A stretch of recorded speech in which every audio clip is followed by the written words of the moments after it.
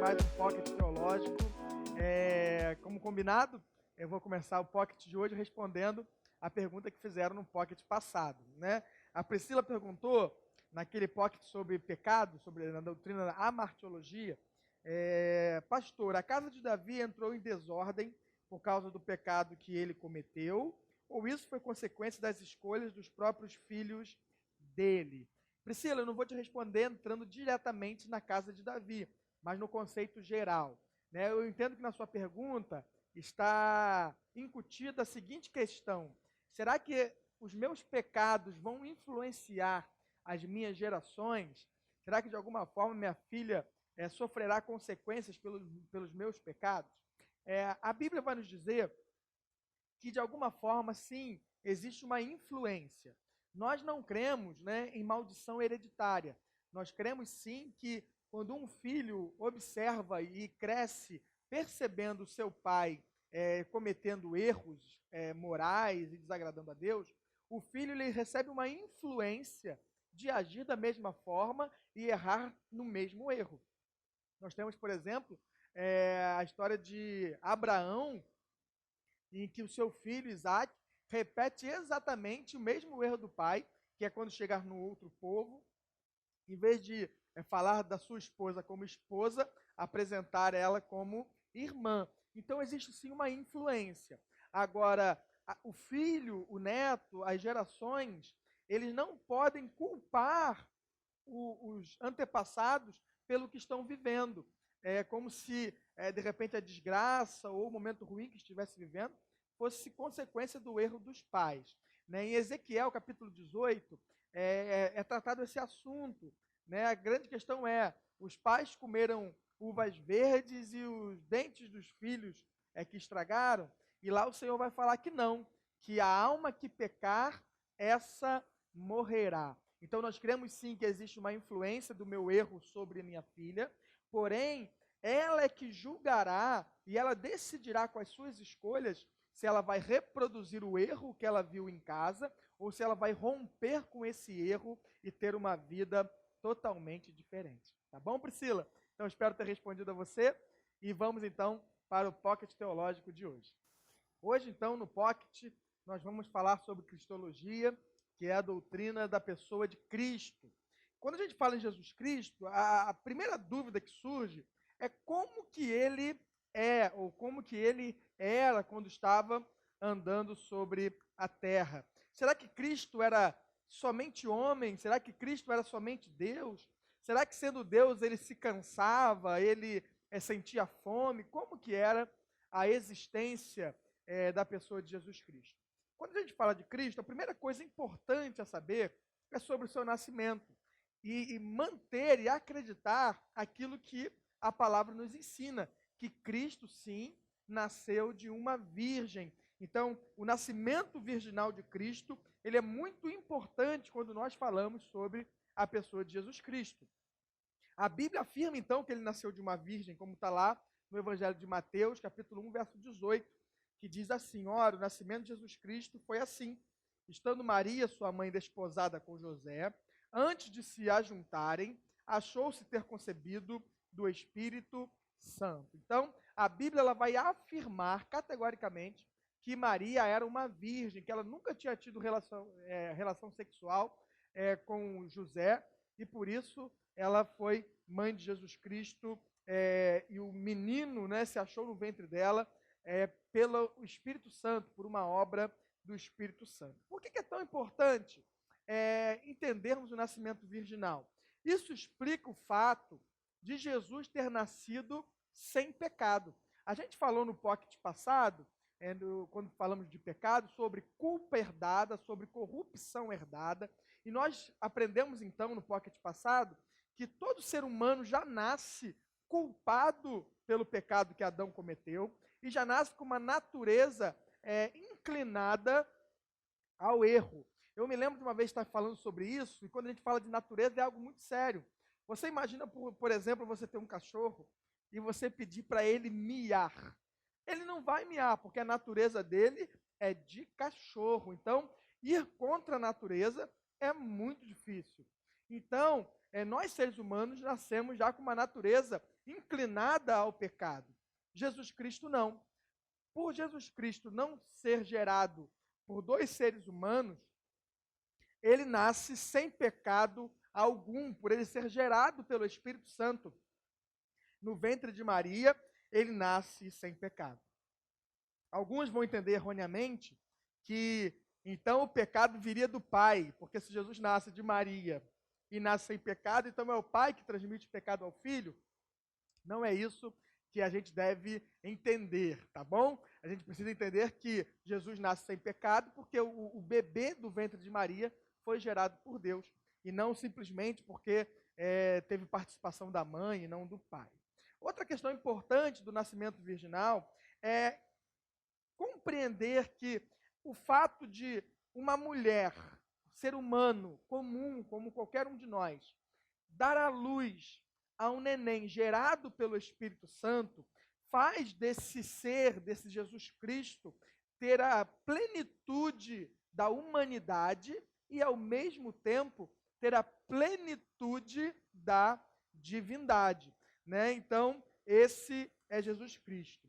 A gente também crê e entende pela palavra de Deus, pela Bíblia, que o corpo físico dele era exatamente igual ao nosso. Ele nasceu como uma criança, um bebê, ele se desenvolveu, ele cresceu. Jesus, a Bíblia vai relatar, ele se sentia fome, ele se sentia cansado.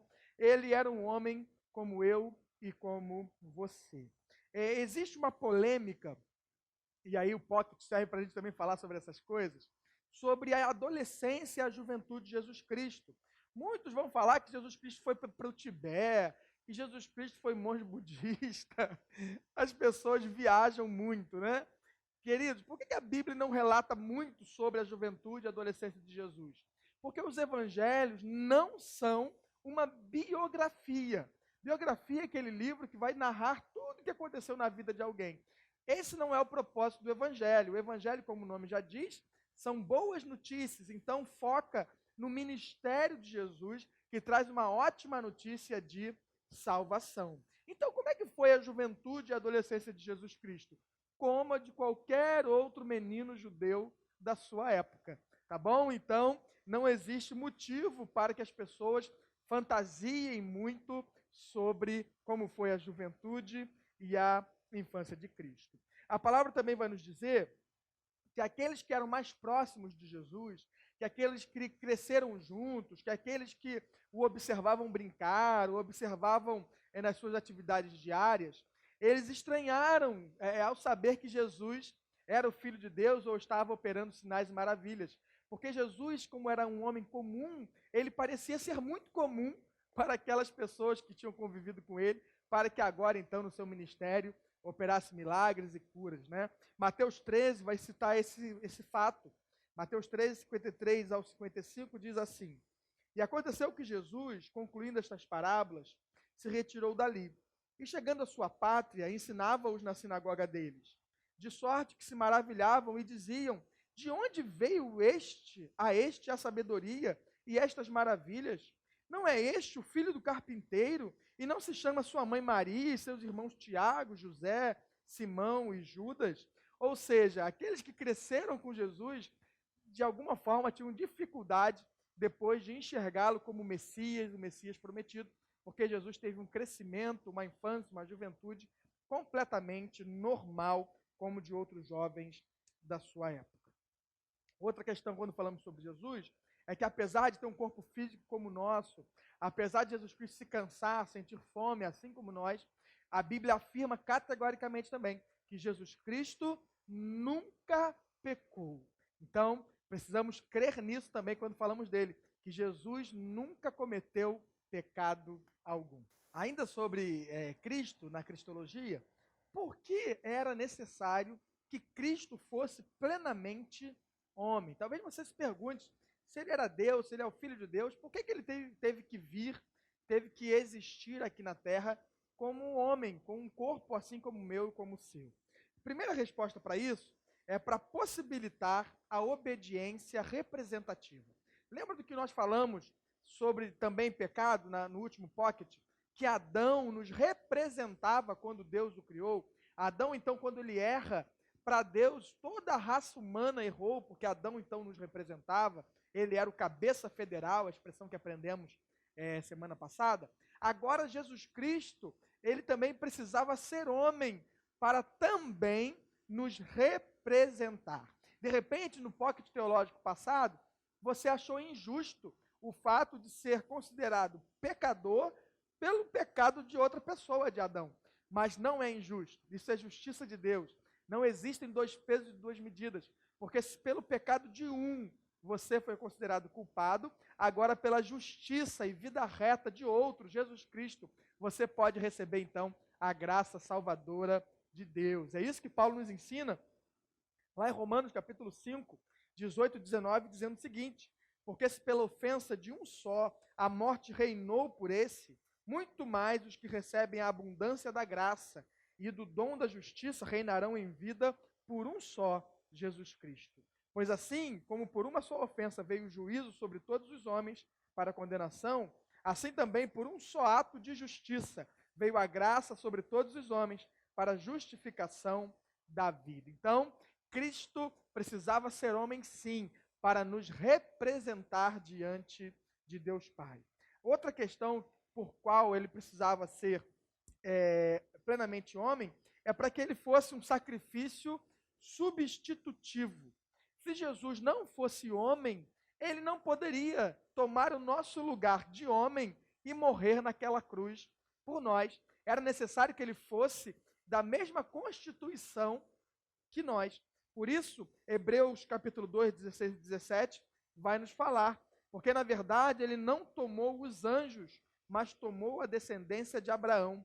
Por isso convinha que em tudo fosse semelhante aos irmãos, para ser misericordioso e fiel, sumo sacerdote naquilo que é de Deus, para expiar os pecados do povo. Se Jesus fosse, na sua vida, expiar, perdoar os pecados dos anjos, ele viria como um anjo. Mas não, foi para substituir os homens, para redimir os homens. Então era necessário que ele viesse plenamente como homem. E terceiro motivo que eu separei, e vale lembrar que no Pocket a gente faz um resumão, né? A gente tenta falar daquilo que é mais central, mas que existem muitos outros assuntos sobre cristologia. A terceira característica que eu separei para necessidade de Cristo vir como homem é para que ele fosse, né, para que ele seja o único mediador entre Deus e os homens. O mediador é aquele que se coloca no meio, é aquele que intermedia. Então, para ser mediador, era necessário representar Deus para os homens e representar os homens para Deus. Então, Jesus Cristo é o único mediador, porque ele, assim como é homem, ele também é Deus. Então, ele pode representar para os homens perfeitamente a Deus e pode representar para Deus perfeitamente o homem. Então, são essas três características que nos mostram que era, sim, necessário que ele viesse plenamente como homem. A Bíblia também vai nos dizer, e isso é fundamental para entendermos quem é Jesus e para lermos o Evangelho e compreendermos tudo o que acontece, que ao mesmo tempo em que ele era homem, 100% homem, ele também era plenamente Deus, 100% Deus. Alguns vão dizer, então Jesus Cristo era meio a meio, 50% homem, 50% Deus. Não, ele era 100% homem e ao mesmo tempo 100% Deus. O nome disso, pela teologia, é união hipostática. Significa dizer essas duas naturezas juntas, né?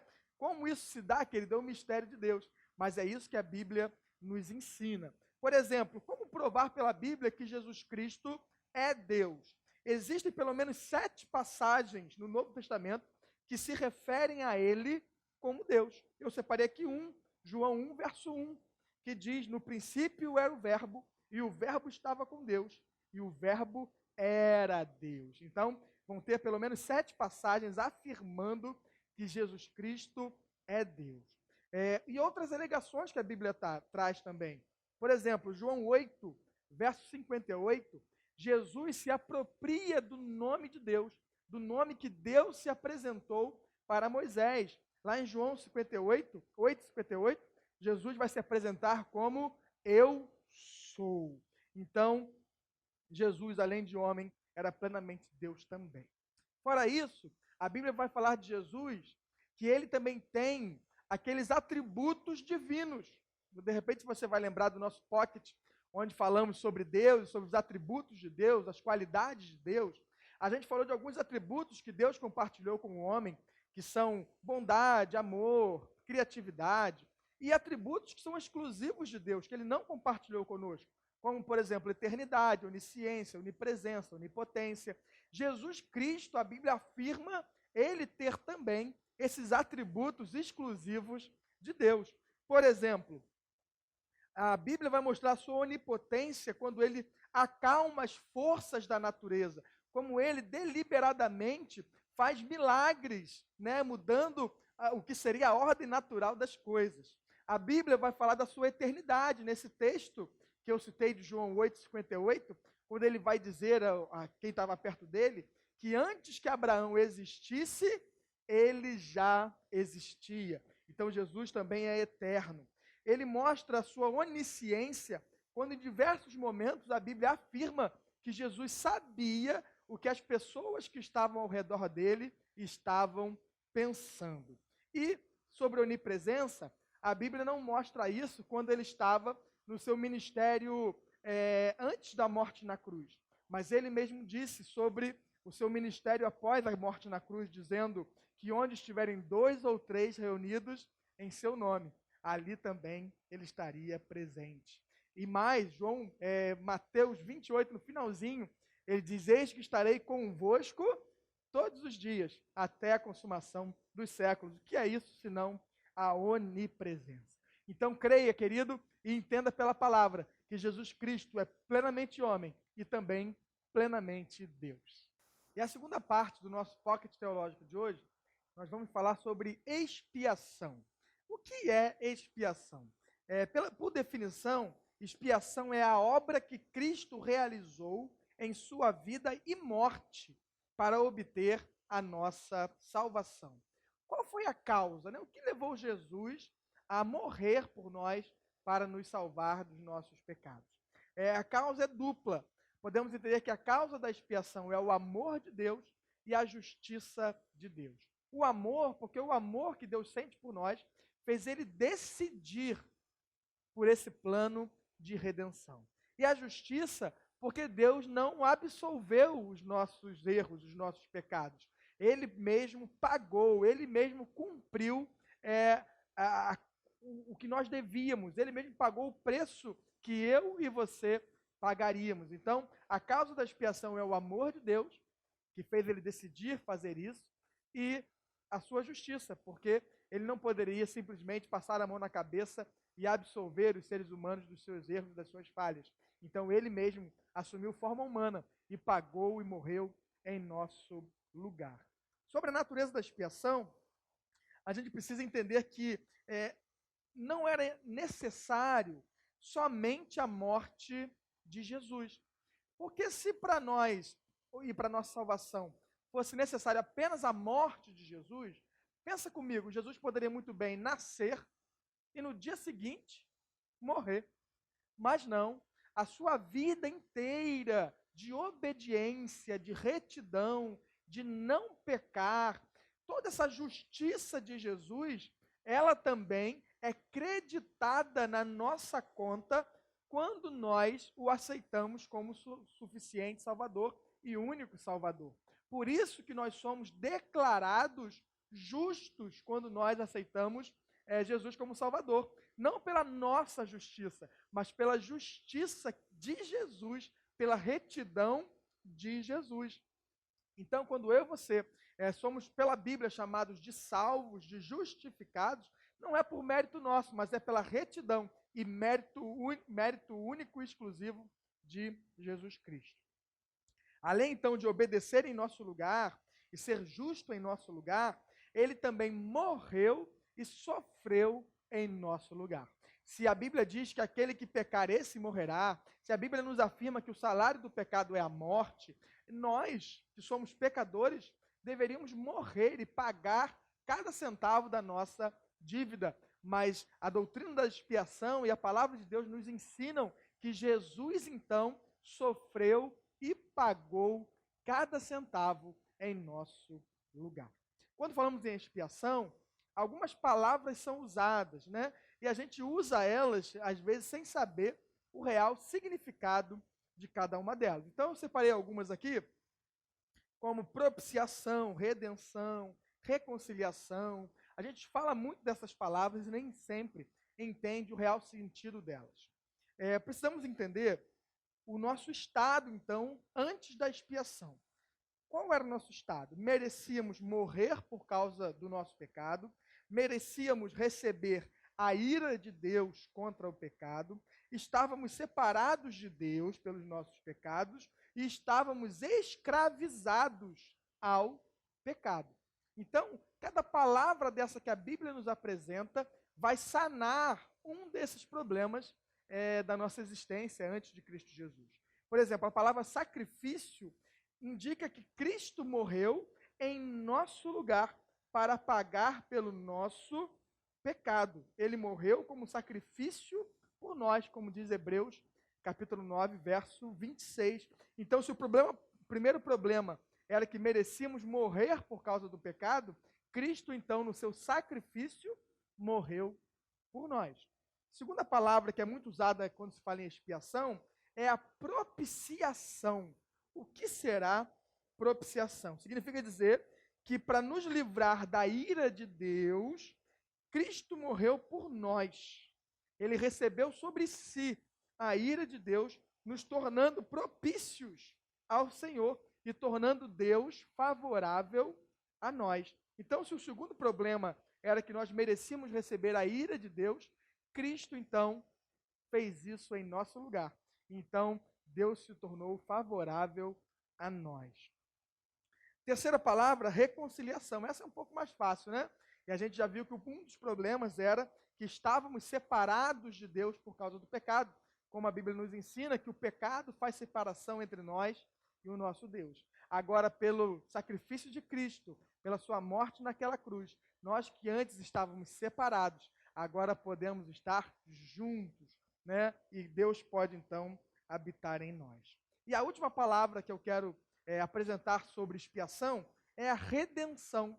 O último problema que eu citei é que nós estávamos escravizados pelo pecado. E quando nós falamos em redenção, entra a ideia de resgate, preço pago para redimir alguém da escravidão. Então, se nós estávamos escravizados pelo pecado, Jesus Cristo pagou um preço que comprou, que nos deu o direito à liberdade dessa escravidão que era o pecado.